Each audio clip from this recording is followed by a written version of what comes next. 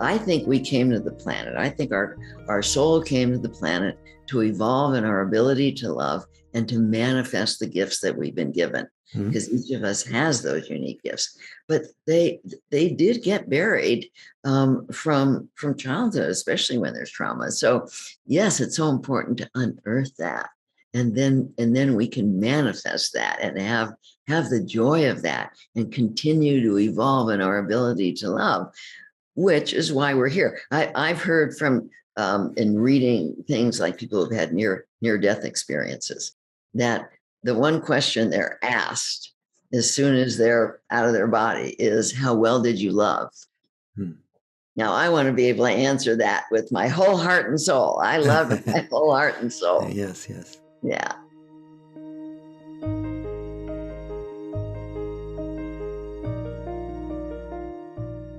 Welcome to Letting Go and the Greatest Secret, where we explore the end of your suffering and the beginning of lasting happiness.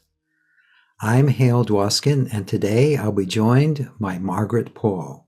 Dr. Margaret Paul is a best-selling author of 12 published books, relationships expert, and co-creator of the powerful inner bonding self-healing process. She has appeared on numerous radio and television shows, including Oprah. Margaret is a member of the Transformational Leadership Council.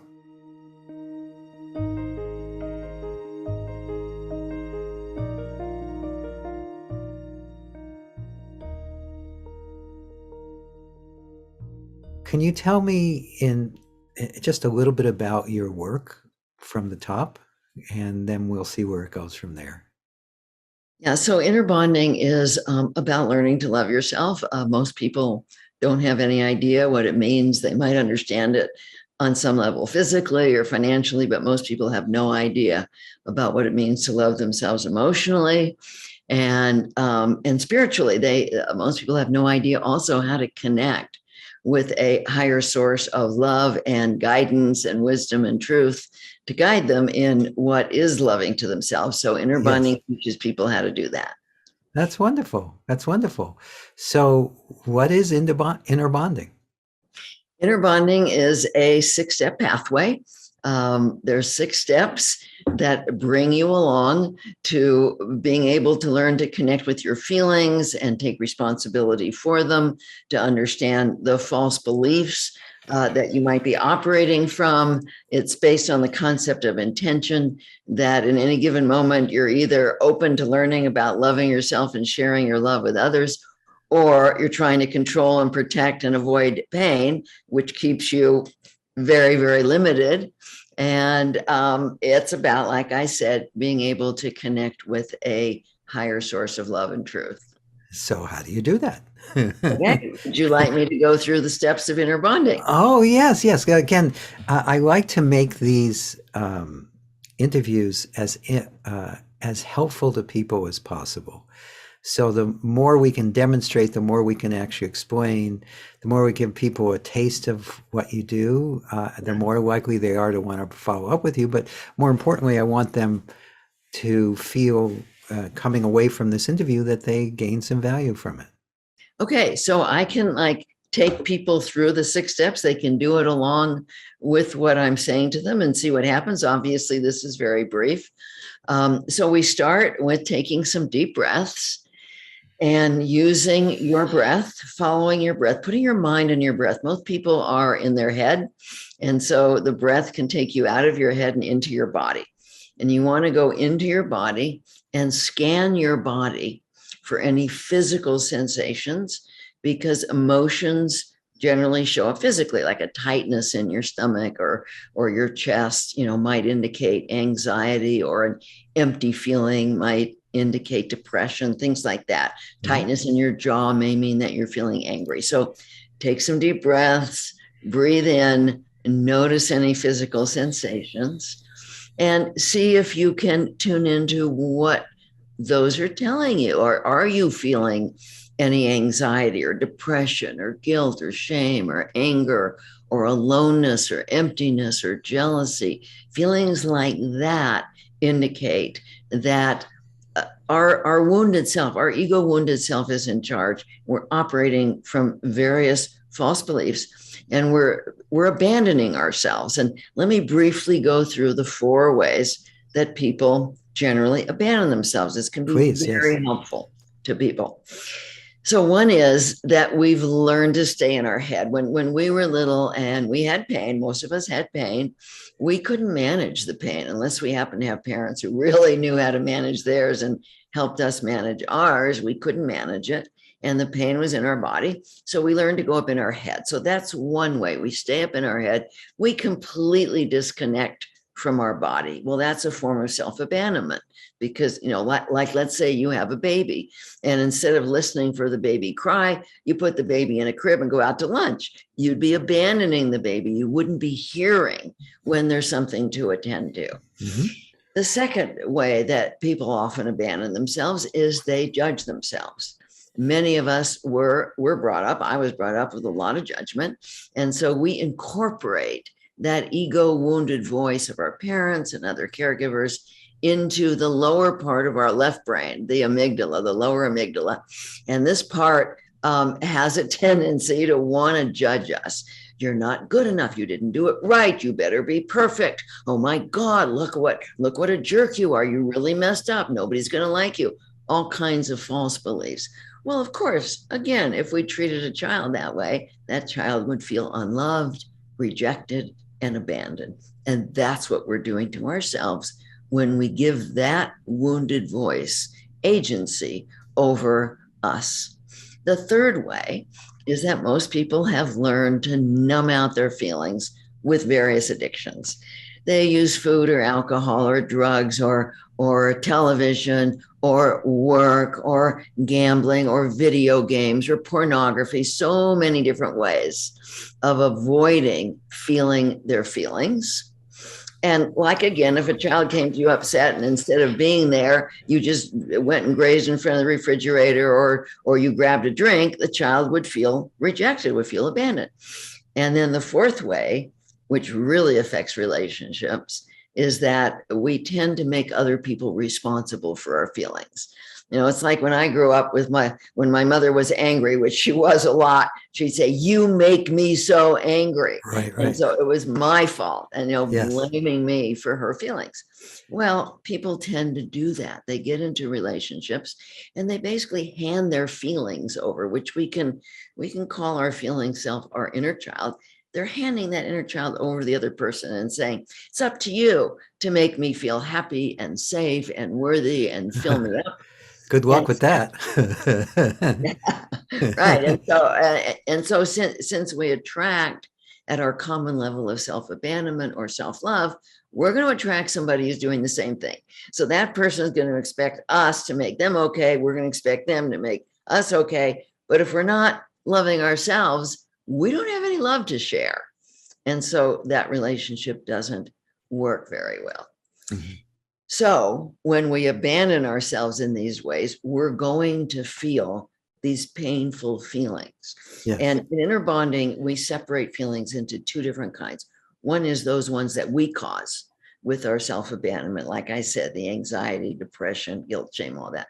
The other are the feelings of life, like the grief over loss, or the loneliness when we want to share love and there's nobody around, or the helplessness over people being mean or unloving to us or themselves or others.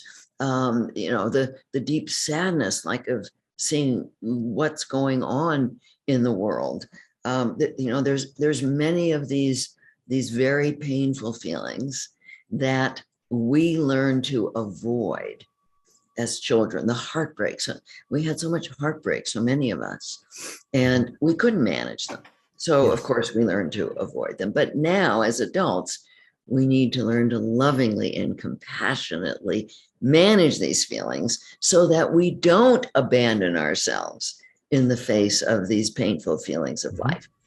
So step 1 is getting present with your feelings, making a decision that you want responsibility for them. So people can breathe in, feel their feelings, say, yeah, okay, for right now, I want responsibility for them, even though I don't know how to do that yet. Right. And then in step 2, we breathe into our heart. We consciously open to learning.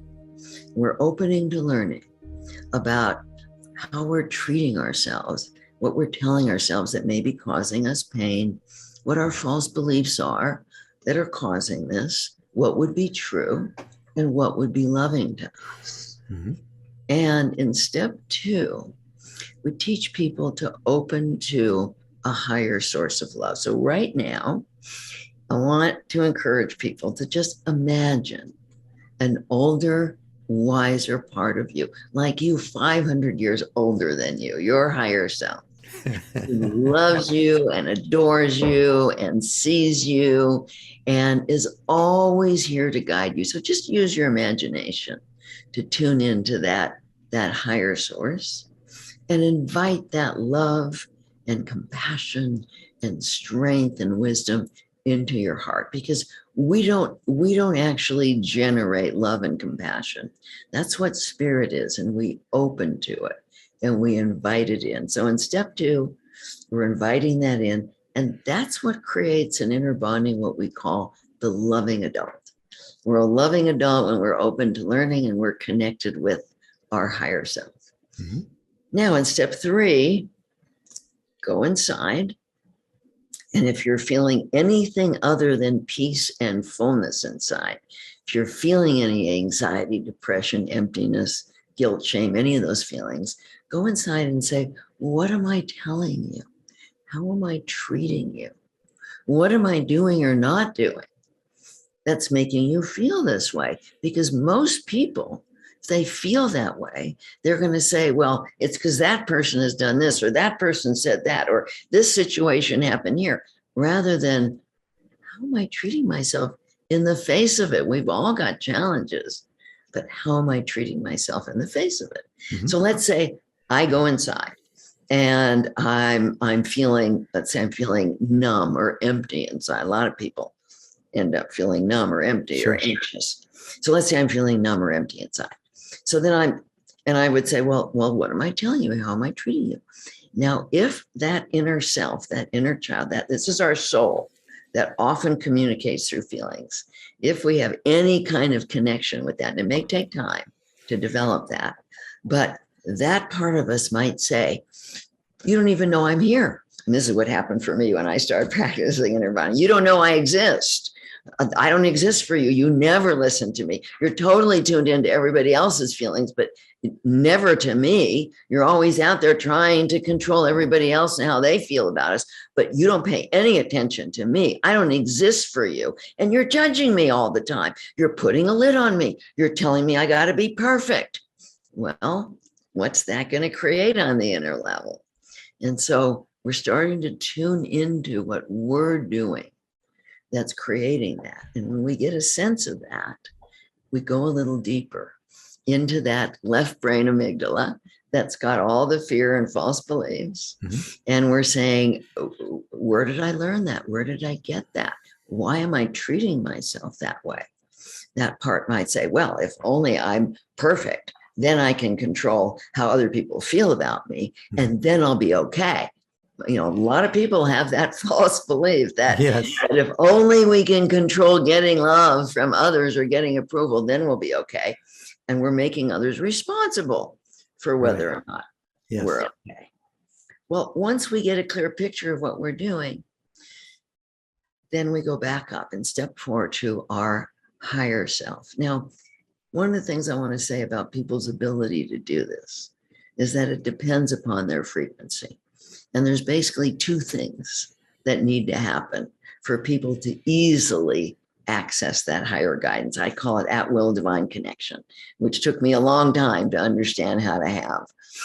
So the 2 things are, 1, you have to be open to learning. If you're trying to control and avoid and protect, your frequency is too low to access that higher guidance. And the second thing is what you put in your body. If you're eating junk food and you're eating sugar, all the processed food, factory farm food, you know, you're having a lot of alcohol, drugs, all that stuff lowers the energy of the body, the frequency of the body.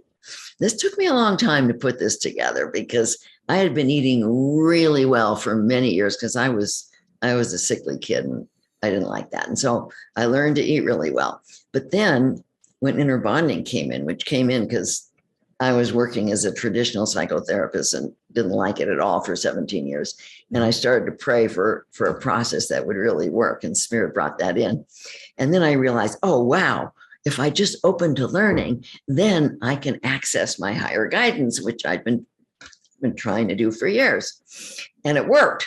I just started to have this incredible access. So I thought, oh, if only I teach my clients to open to learning, they can have it too. Yes. But they didn't, because I didn't realize for a long time. It was because I'd been eating so well for so long that the frequency of my body was high enough. Well, once people really love themselves enough to feed themselves well, get enough exercise, get enough sleep, really take care of their body, and practice inner body and open to learning, they start to have that at-will divine connection, which is, I mean, it's just such a different way to live. I'm sure you know that's such a different way to live. Yes. Oh, absolutely. So, yeah. But is it really connecting with the divine, or is it just what's natural? In other words, isn't what you're calling divine connection just that in natural intuitive knowingness that's flowing through all the time? We're just not paying attention to it. Yes, that's right. It's there. It's there. However you conceptualize it. Yes. There, but you can't access it when you're closed or when you're junking up your body. You just can't tune into that inner knowing or higher knowing, however you want to see it. Yes, it's natural to all of us. Yes. We're born with it. And then we learn, first of all, we learn not to do it, and we learn not to trust it. It took me a long time to learn to trust that inner and higher knowing. Great. So in step 4, you're asking 2 questions. What is the truth about any of the false beliefs that I've uncovered? So if I've got a belief that I can control how others feel about me and they'll make me okay, I'm going to ask. And my higher self will say, well, of course not. Nobody controls how you feel about them. And so you can't control how they feel about you. And anyway, they're not the authority. They don't define you. And so there's so many false beliefs we have, and we start to learn to access what's true. And then I might ask, what's loving to me? Because we don't have role models. I had no role models when I started doing this. My parents were awful role models for self-love. And so I realized I had to learn to turn to another source. And it takes time to start to access what's truly loving to me. And for most people, the first step is just get in their body and start to pay attention to their feelings, because otherwise, how are they going to know that something needs attending to? But there's so many loving actions. It could be speaking up with somebody. It could be eating better. It could be going back to school, changing jobs. I mean, there's just so many things. Yes. But when we open to learning, we can find what that is. And step 5 is we take that loving action. And step 6 is we go back and evaluate, how do I feel? And if indeed I've taken a loving action, I'm going to feel some relief. And so this is a pathway that people can follow. They can bring in all kinds of other things, all kinds of meditation and other processes to help them with it. But this is a very powerful pathway, completely changed my life and hundreds of thousands of people that I've worked with over the years. Oh, it's beautiful. It's beautiful. So is an action required to shift the inner perception, or can that perception shift without external action and the action comes from that? Well, it's not necessarily an external action. It may be an internal action, but it's an action, some kind of action that shows the wounded part of us that the belief is false, that it's not working. We have to do something different to show ourselves that the belief isn't working.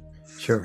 I don't know if you've heard Dr. Jill Bolte Taylor, but she has done a great job of understanding the brain. She wrote My Stroke of Insight. She's the neuroscientist that had the stroke. And so I've spoken to her about the different parts of the brain and how they relate to inner bonding. And so the upper left brain is the part of us that takes action in the world. Yes. Lower left brain, as I said, is that ego, wounded self with all the false beliefs. So if the actions of the upper left brain are coming from the lower left brain, nothing's going to change. We're being informed by fear and false beliefs. And we have only to look around the world to see what happens when people are operating out of their ego, wounded self. The lower right brain is where that soul is, that beautiful, magnificent part of us. That's the spark of the divine. And the upper right brain is the part that does naturally connect with that higher knowing, that intuition. So when we develop that ability to connect to what's true and what's loving, then the actions of our left brain are informed by our upper right brain rather than by our lower left brain. And this part of us can bring nurturing down inside to who we really are, to our soul, to our feelings, and can even discover who we are. You know, my parents couldn't see me at all. They had no idea who I am, none whatsoever. And so I had to discover that through my higher access. And many people, they just don't get seen, so they don't know themselves. And then they're dependent on other people's approval to be okay. But when you have that access, you start to get to know who you are and value who you are. And as you develop that upper right brain access, you can bring that nurturing down inside. And that's what it means to love yourself. Mm-hmm. And doesn't it become, when you engage in a process like this, doesn't it become more natural and spontaneous as opposed to a step process? Oh, yeah. After a while, you don't even think about the steps. At the beginning, you have to think about it. When I first started doing inner bonding, I thought it would never be natural. I thought I would always have to consciously choose an intention to learn about loving myself, because the automatic default setting is to abandon ourselves. That's what we've learned. But after a lot of practice, it did become natural. Now I don't automatically go to that self-abandoning lower left brain. And that's just so wonderful that it became so much more automatic. Yeah. Sounds like it. That's beautiful. So when you are in alignment with truth, how does life experienced? Well, then you have a lot of joy in your life. Your relationships improve. You get to share love. You know, so many people enter a relationship to get love, right, and they have no idea about that. The true joy is in sharing love. But if you're not loving yourself, you don't have love to share. So as you learn to love yourself, your relationships improve so much, because now you're able to share love. Your frequency is higher. And so you're so much more able to manifest your dreams, because we do co-create with spirit, whatever people want to call that.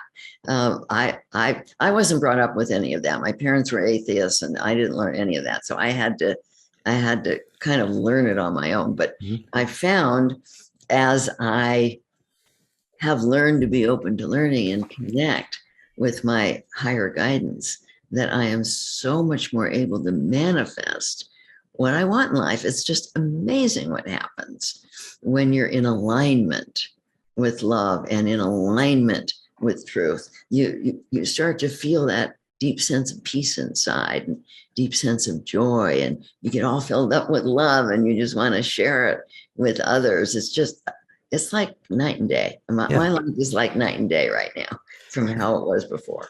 That's great. And so this love that you talk about, how would you describe it? What is love? I think love is what the universe is. I think love is what God is, or whatever you want to call that. I think love is beauty. Love is truth. Love is joy. I mean, that's my experience. And I mean, it's hard to define love. Love is kind. Love is compassionate. Love is caring. Yes. but it's an experience, like how do you describe red to a blind person? It's an experience. You just get filled up with it.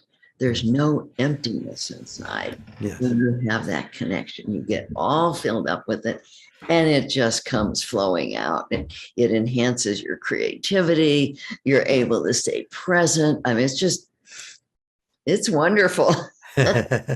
Great. I can tell that that's your experience. That's beautiful. It's beautiful. And um, are there any besides the inner bonding process, are are there any other things that you know are helpful to people? Yeah, so I work with a lot of people who have had a tremendous amount of trauma. And, a lot of people think, oh, I'm too damaged, I can't heal. Well, fortunately, that's not true because Yes. there's a part of us that was never damaged. But Actually, there can you are, pause there for a second? Can you talk a yeah, little bit about that, the part of us that was never damaged? yeah, there's a deep part inside of us, of our soul, that never took on what was done to us. Hmm. The problem is it's gone underground for a lot of people. They don't know how to access it. Hmm. As they learn and practice inner bonding, they start to unearth that undamaged part of their soul. Now, there's a lot of wonderful trauma therapies around. There's the emotional freedom technique, and there's somatic experiencing, and there's EMDR, and there's a lot of them, and they're all good. They're all helpful. But if you're also not practicing inner bonding, what happens, because we absorb the wounded selves of our parents or caregivers, is that we continually re-traumatize ourselves with our various forms of self-abandonment.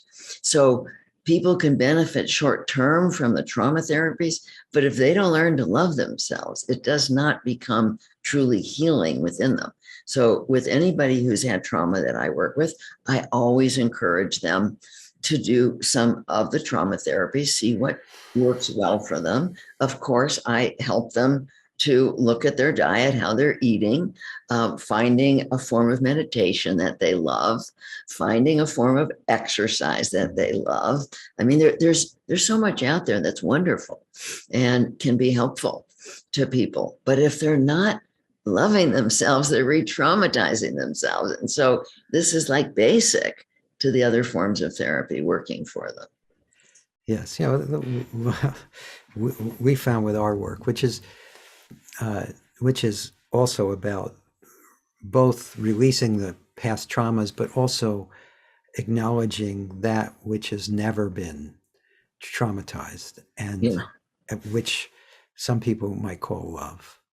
Yeah. And the two go hand in hand. If you're just trying to fix a problem, you can always find another problem to fix. Right. But if there's a recognition that there's something beyond just fixing what is broken, there is a wholeness or beauty or unicity that needs no fixing or changing. It That's is right. just as it is, and that's perfect. It's perfect. That's right. Yes, and the more we also acknowledge that, or it more it becomes our living experience, the more that colors everything else. Yeah. And that's one of the things we do is we help people tap into that part of themselves, that part, like you said, that is love. Yes. It's a spark of that love that the universe is. And it's got so many beautiful facets. Each one of us is not only love, but we have our gifts. And these were not, they're not gone. They've been buried for a lot of people, but they're there. And as people really learn to see and value and love themselves, they start to unearth all that they are. Because I think we came to the planet. I think our soul came to the planet to evolve in our ability to love and to manifest the gifts that we've been given. Mhm. Because each of us has those unique gifts, but they did get buried from childhood, especially when there's trauma. So yes, it's so important to unearth that, and then we can manifest that and have have the joy of that and continue to evolve in our ability to love, which is why we're here. I've heard from in reading things like people who've had near-death experiences, that the one question they're asked as soon as they're out of their body is, how well did you love? Now, I want to be able to answer that with my whole heart and soul. I love with my whole heart and soul. Yes, yes. Yeah. Does love need an object? Does love what? Need an object? No.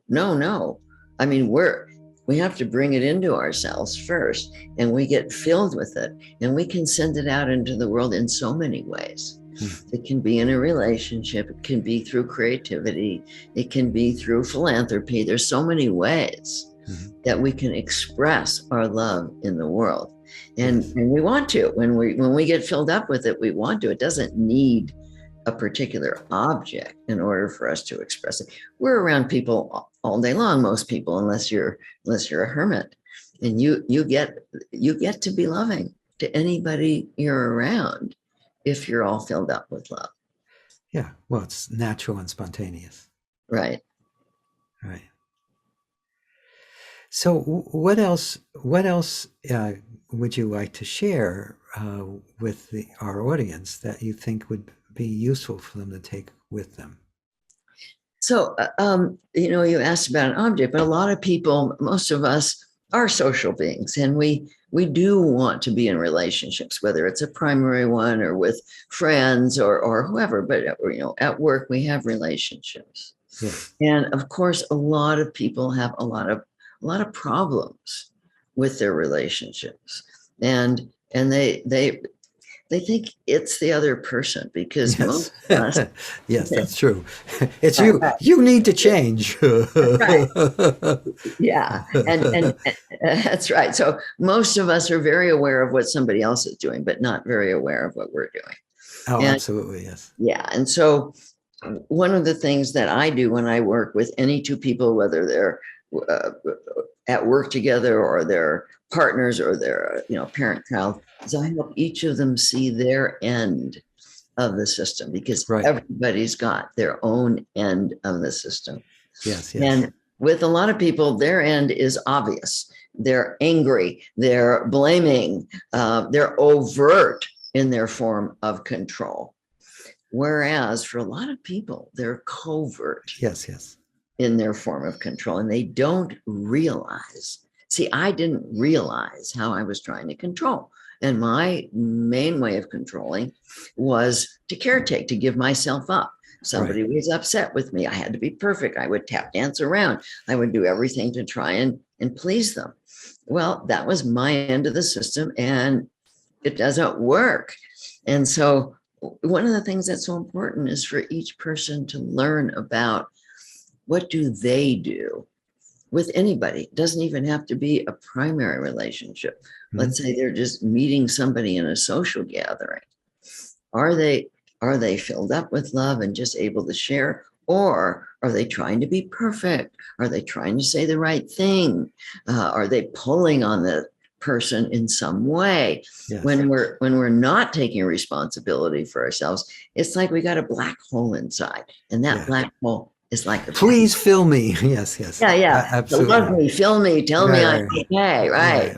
And then they wonder why people are backing off from them. Yes. Well, that's what happens.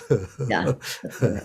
Everyone's had that experience where they're around someone, and because they're wanting something from you, you can feel this inner pulling back up. No, thank you. That's right. And some people don't even know why they're pulling back. Yes. They just know this isn't feeling good. I'm getting drained. Right. So the other thing is, do you help people also just open to seeing it from the other person's point of view? Oh, yes. So, if I'm working with a couple, I'm working with each one on their end of the system. Yes. But also, see, as people learn to love themselves, bring in compassion, they start to be able to extend that compassion out and to see the effect. For example, somebody who's really angry needs to understand how scared the other person is of that anger, because most of us get scared when somebody's really angry. But if the other person tends to just shut down and withdraw, they need to understand how lonely the other person is when they do that. People who tend to shut down don't think that they're hurting somebody.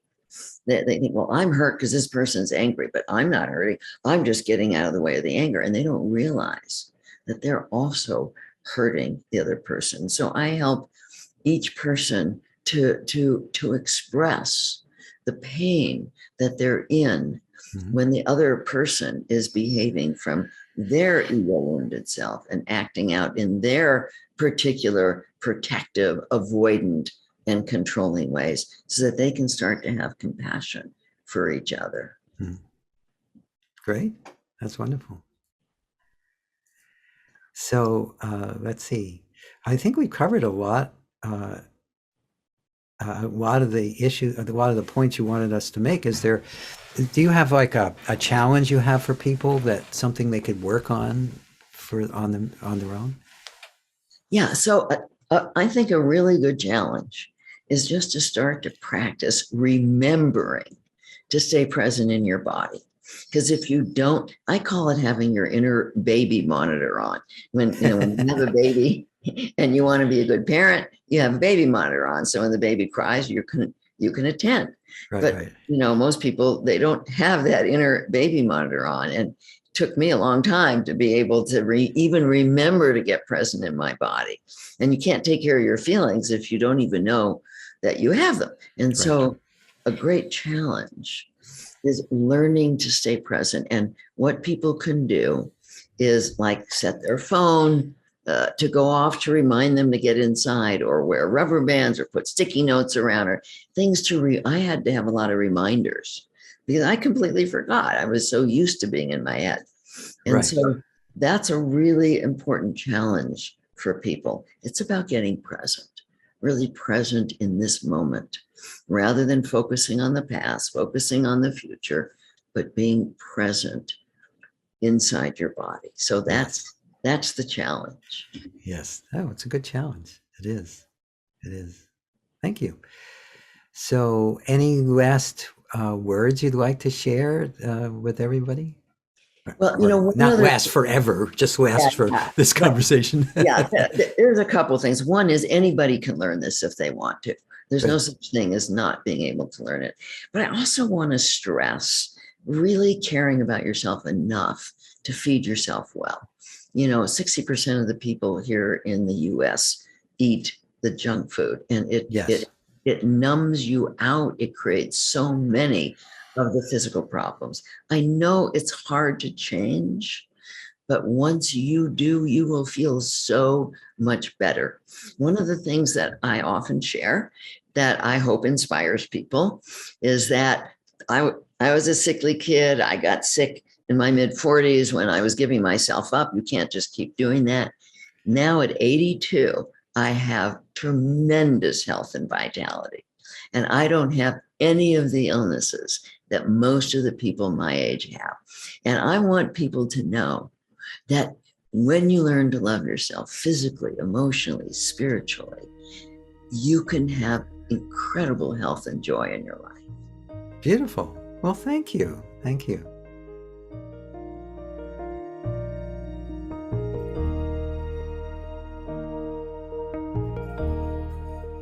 I hope you enjoyed our conversation with Margaret Paul. You can learn more about Margaret at innerbonding.com. That's innerbonding.com. If you've enjoyed this podcast, please subscribe so you have immediate access to future episodes. Please give us a 5-star rating and share it with the people you care about. If you'd like to learn more about my work, my mentor Lester Levinson's work, and the Sedona method, please visit www.sedona.com. As you explore our site, you'll learn the key to lasting happiness, success, peace, and emotional well-being. We have books, courses, events, and plenty of free material to explore. Again, go to sedona.com. That's sedona.com. Thank you for being here, and we'll catch you on the next episode of Letting Go, and the greatest secret.